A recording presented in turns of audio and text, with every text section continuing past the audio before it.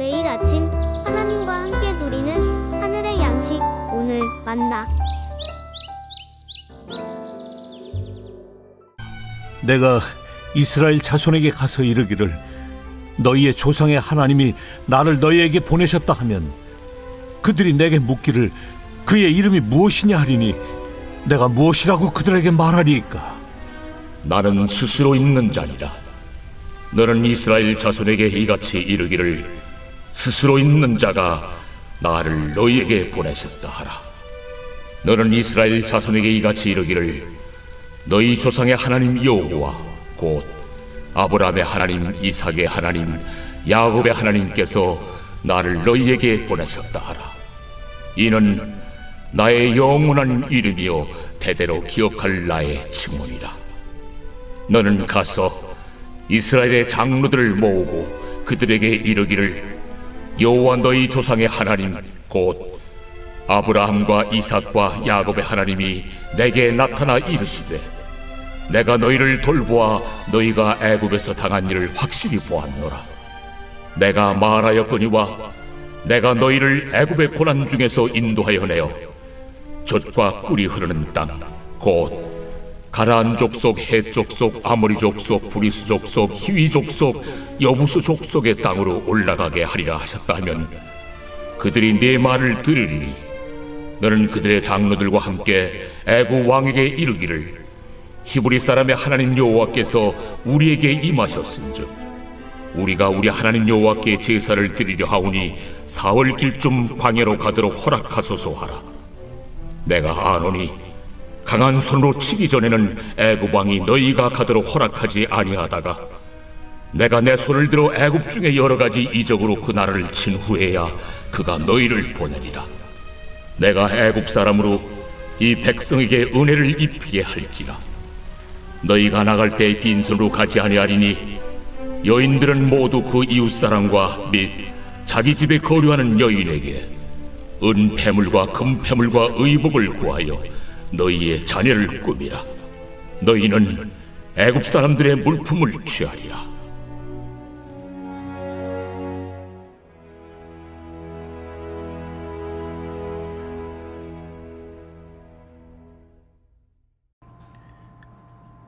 출애굽기 3장은 모세가 부르심을 받는 장면입니다.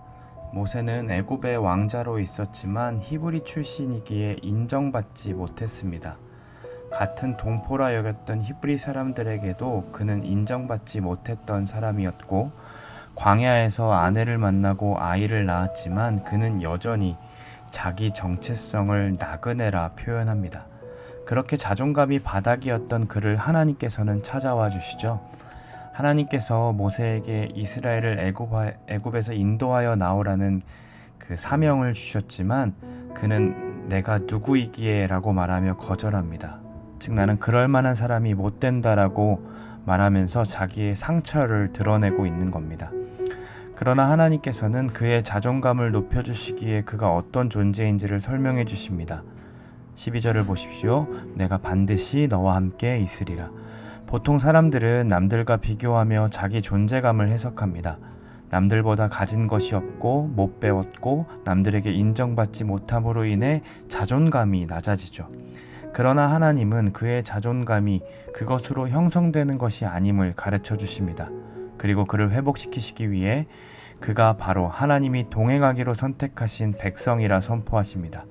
모세는 또다시 질문합니다. 바로가 하나님에 대해서 물을 텐데 내가 뭐라고 설명해야 합니까? 라고 질문하죠. 그 질문에 하나님께서는 너와 반드시 함께 있으리라 하셨던 당신께서 어떤 분이신지를 소개해 주십니다. 14절 보십시오. 나는 스스로 있는 자이니라. 원어의 뜻을 그대로 풀어 설명하면 나는 나다 라는 말입니다. 이 당시 신의 개념은 나일강의 신, 바다의 신, 풍요의 신 등으로 필요에 따라 신을 섬겼습니다. 바로는 그 중에 가장 강력하고 큰 신 중에 하나였습니다. 그러나 하나님께서는 그들과 차원이 다른 분으로 소개하십니다. 나는 무엇인가 빗대어 말할 수 있는 존재가 아니라는 것이죠. 또한 하나님께서는 이스라엘 자손에게 가서 아브라함의 하나님, 이삭의 하나님, 야곱의 하나님이 모세를 보내셨다라고 말하라고 하십니다. 15절과 16절에 이 말을 2번 반복하며 강조하시므로 내가 너희를 돌보아 너희가 애굽에서 당한 일을 확실히 보았노라라고 말씀하십니다. 이렇게 아브라함과 이삭과 야곱의 하나님으로 자신을 소개하시는 것은 무엇과도 비교할 수 없는 그 스스로 계신 하나님이 곧 그들의 조상의 하나님이라 말씀하시는 것이고, 아브라함과 이삭과 야곱의 하나님이었던 분이 과거에 그때 하나님이셨던 분이 아니라 여전히 지금도 그분들의 하나님, 그분의 하나님이라 말씀하시면서 그들이 하나님 곁에 살아있다라는 것을 증명해주고 계십니다. 그분의 놀라운 계획은 단순히 그들의 고통을 보았던 것에서 그치지 아니하시고 행동하십니다. 반드시 인도하여 내어 젖과 꿀이 흐르는 땅으로 데려가겠노라고 구체적인 계획을 선포하시죠. 그리고 16절부터 계속 자신이 하시겠다라는 것을 강조하십니다. 내가 너희를 돌보아 내가 말하였거니와 내가 너희를, 19절 보시면 내가 아노니, 20절에 내가 내 손을 들어, 21절에 내가 애굽의 사람으로, 계속해서 당신께서 친히 이 일을 행하실 거라고 말씀하십니다. 어느 누구에게도 인정받지 못함으로 자존감이 낮아질 대로 낮아진 그 모세를 찾아가셔서 하나님께서는 내가 반드시 너와 함께 하겠다라고 말씀하시고 내가 이 일을 반드시 이룰 것이다 라고 말씀하십니다. 또한 나는 죽은 자의 하나님이 아니라 너희의 조상 곧 살아있는 자의 하나님임을 선포하시며 모세와 여전히 살아서 스스로 역사하시는 분이시라는 것을 말씀하고 계십니다. 사랑하는 여러분, 우리가 오늘 예배를 통해 만나뵐 수 있는 하나님은 바로 이런 하나님이십니다. 그분은 어느 신들과도 비교할 수 없는 스스로 계신 분이십니다. 우리는 한 주를 살아가며 수많은 신들에게 경배하며 살아갔었습니다. 재정이란 신을 섬김으로 통장의 잔고가 없어지거나 경제적 위기가 닥치면 우리의 마음은 늘 어려워지고 조급해졌습니다. 미모의 신, 성공의 신에게 갈구하며 누군가가 나를 인정해주지 않으면 스스로 만족감을 누리지 못하고 늘 안절부절하며 살아갔었습니다. 그렇게 수많은 소리들로 인해 수많은 신들을 섬기는 우리들이었습니다. 그런 우리들에게 주일은 내가 진짜 섬겨야 하는 신이 누구인지를 가르쳐 줍니다. 비록 우리가 한 주간 수많은 신들을 섬겨오고 주인을 삼아왔지만 진짜 주인이 누구인지, 나의 하나님이 어떤 분이신지 분명하게 깨달을 수 있는 방편은 바로 이 예배뿐입니다.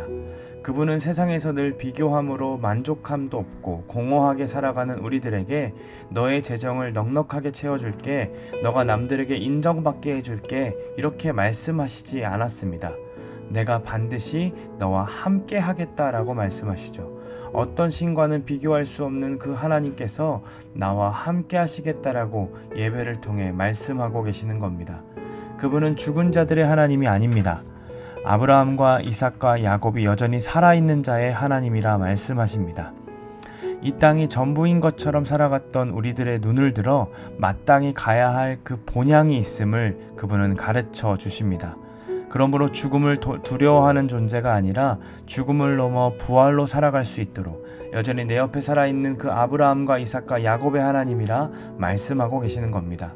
이스라엘을 인도하셔서 가나안 땅에 두고자 하셨던 하나님은 우리를 가나안보다 더욱 젖과 꿀이 흐르는 그 땅, 풍족하고 풍족하여 넘침이 있는 그 하나님 나라로 우리를 인도하겠노라고 성경을 통해 말씀하셨습니다. 누가 그 일을 행하십니까? 내가라고 말씀하시며 당신의 역사를 강조하셨던 그 하나님께서 지금도 우리 곁에서 내가 하겠다, 내가 너를 안다, 내가 너를 돌보겠다, 내가 너를 인도하겠다라고 선언하십니다. 오늘 우리의 예배가 우리가 주인 삼았던 것들을 내려놓는 기회가 되기를 소망합니다. 우리의 진짜 주인이신 하나님만을 높이는 오늘이 되었으면 좋겠습니다. 지금도 살아서 내 인생과 내 가정과 내 모든 것을 인도해 주시는 그 하나님을 진짜 만나고 돌아가는 예배가 되시기를 간절히 소망합니다.